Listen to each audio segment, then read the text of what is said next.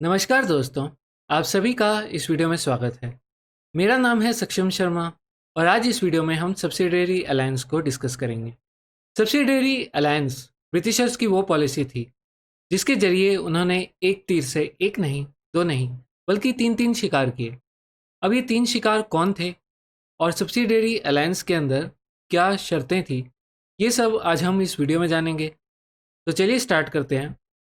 तो सबसे पहले तो ये जानते हैं कि सब्सिडियरी अलायंस इंट्रोड्यूस किसने किया था। तो सब्सिडियरी अलायंस को सबसे पहले इंट्रोड्यूस किया था फ्रेंच गवर्नर डुप्लेक्स ने। डुप्लेक्स अपनी सेना को भारत के राजाओं को देता था और बदले में उनसे पैसे लेता था। लेकिन बाद में इसे ईस्ट इंडिया कंपनी के रॉबर्ट क्लाइव ने भी इम्प्लीमेंट किया। रॉबर्ट क्लाइव ने जब बैटल ऑफ बक्सर में अवध के नवाब हार गए थे, उसके बाद अवध के नवाब के साथ ट्रीटी ऑफ इलाहाबाद साइन की और इसी के अंदर की शर्तों में उन्होंने इलाहाबाद के नवाब के साथ एक सब्सिडियरी अलायंस साइन किया। लेकिन इसका जो सबसे मेन एक्सपेंशन था इंडिया के अंदर, जिन्होंने इसे बहुत भारी मात्रा में इम्प्लीमेंट किया, वो थे Lord Wellesley. Lord Wellesley Bengal के गवर्नर जनरल थे 1798 से 1805 तक। इस समय फ्रांस में नेपोलियन का दबदबा था। वेलेस्ली नहीं चाहते थे कि इंडिया के अंदर फ्रेंच दोबारा से किसी भी तरीके से अपना कंट्रोल जमा सके। इसी के चलते वेलेस्ली के दिमाग में एक आइडिया आया। उन्होंने अपनी सब्सिडियरी अलायंस की पॉलिसी बहुत सारे इंडिया के राजा और नवाब और निज़ाम्स वगैरह को बेचनी शुरू कर दी और इन्होंने इस पॉलिसी को लगभग 100 राज्यों तक बेच दिया। अब इस सब्सिडियरी अलायंस में होता क्या था, पहले तो वही जान लेते हैं। तो बेसिकली सब्सिडियरी अलायंस के तहत ब्रिटिशर्स राजा को बोलते थे कि आप हमें पैसे दे दो, बदले में हम आपको आर्मी प्रोवाइड कर देंगे और वो आर्मी आपकी किसी भी एक्सटर्नल एनिमी से या फिर किसी भी इंटरनल रिवोल्ट से आपकी सुरक्षा करेगी। और क्योंकि ब्रिटिश आर्मी बहुत ही मॉडर्नाइज थी, नॉर्मल राजाओं की आर्मी से काफ़ी ज़्यादा एडवांस थी, तो सुनने में तो राजाओं को ये शर्तें अच्छी लग रही थी। लेकिन इसी के चलते राजाओं ने धीरे धीरे अपने किंगडम से कंट्रोल खो दिया और उसके बाद वो सिर्फ एक पपेट बनकर रह गए। तो ऐसा क्या था इस सब्सिडियरी अलायंस में कि राजा ने अपनी सारी पावर खो दी और ब्रिटिशर्स के पास सारी पावर आ गई भारत के अंदर। तो उसके लिए हमें सब्सिडियरी अलायंस की टर्म्स जाननी होगी। तो पहले तो मैं बता ही चुका हूँ कि ब्रिटिश अपनी आर्मी प्रोवाइड करेंगे और बदले में राजा उनको पेमेंट देगा। इस पेमेंट के साथ ही राजा को आर्मी की मेंटेनेंस के लिए उनके रहने और खाने पीने का खर्चा भी उठाना पड़ता था। साथ ही वो जो राजा है वो किसी और राज्य के साथ अलायंस में शामिल नहीं हो सकता, ना ही वो किसी और राज्य के अगेंस्ट वॉर को डिक्लेयर कर सकता है। अगर उसे ऐसा करना है तो उसे ब्रिटिश की परमिशन चाहिए होगी और राजा अपने राज्य में किसी और यूरोपियन को भी एम्प्लॉय नहीं कर सकता था। इसके थ्रू ब्रिटिशर्स फ्रेंच को इंडिया से बिल्कुल ही निकालना चाह रहे थे, क्योंकि अब जैसे ही राजा इस ट्रीटी को साइन करता था तो उसके बाद ना वो यूरोपियंस को एम्प्लॉय कर सकता था और जितने भी यूरोपियंस उनके लिए सर्विस कर रहे थे उनको उसे डिसमिस करना पड़ता था। साथ ही ब्रिटिश एक रेजिडेंट भेजते थे राजा के कोर्ट में, जो कि ब्रिटिशर्स के अकॉर्डिंग सिर्फ वहाँ पर उनका एक एम्बेसडर की तरह काम करता था और ब्रिटिशर्स का कहना था कि हम राजा के इंटरनल अफेयर्स में कुछ भी हस्तक्षेप नहीं करेंगे। पर ऐसा बहुत रेयरली होता था।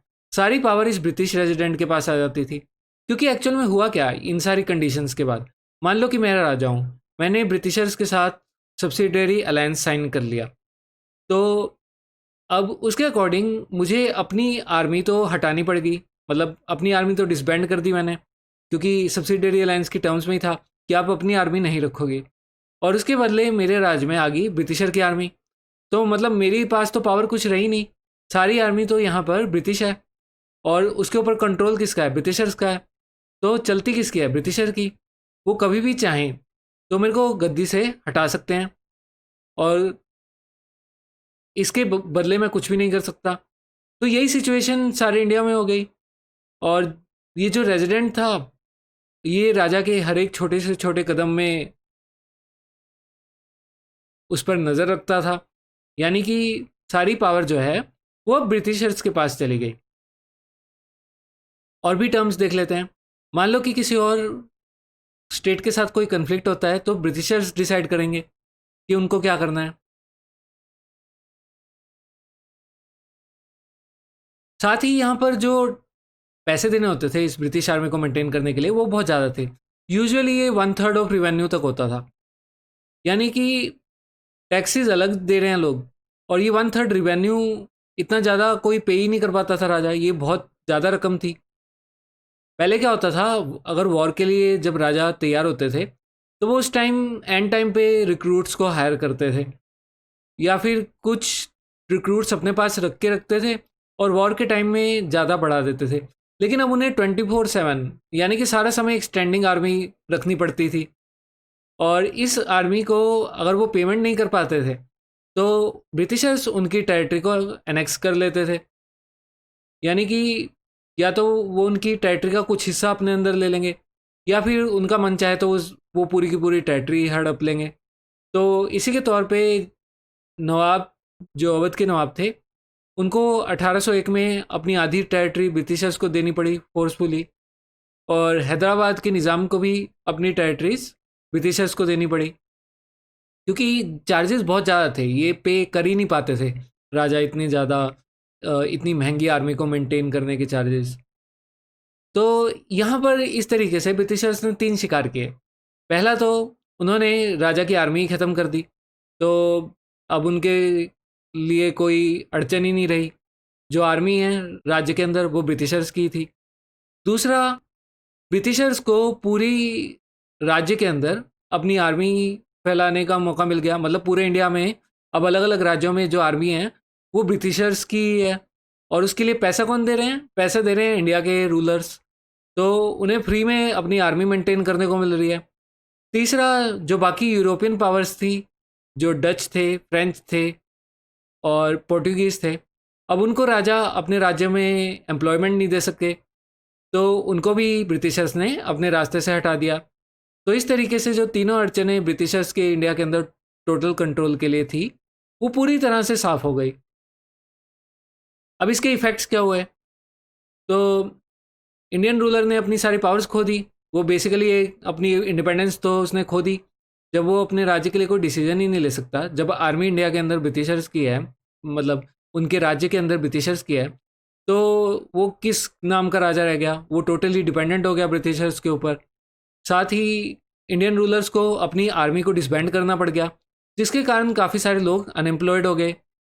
और काफ़ी सारे जो इंडियन स्टेट्स थे वो इसके चलते ब्रिटिश कंट्रोल में आ गए।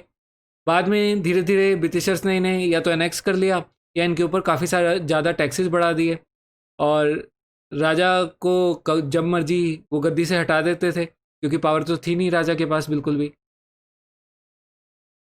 तो अब ऑर्डर भी देख लेते हैं जिसमें इंडियन स्टेट्स ने एंटर किया सब्सिडियरी अलायंस में।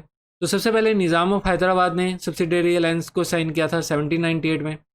उसके बाद कई सारे ऐसे भी स्टेट थे जो कि सब्सिडियरी अलायंस को साइन नहीं करना चाहते थे, जैसे कि मैसूर के टीपू सुल्तान ने सब्सिडियरी अलायंस को साइन करने से मना कर दिया।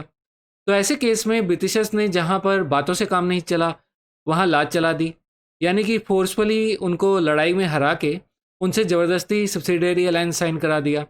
तो ऐसे ही फोर्थ एंग्लो मैसूर वॉर में मैसूर को हरा के उन्होंने वहाँ पर अपना एक राजा बिठा दिया, वोदेयार, और उससे ज़बरदस्ती ये सब्सिडियरी अलायंस साइन करा लिया।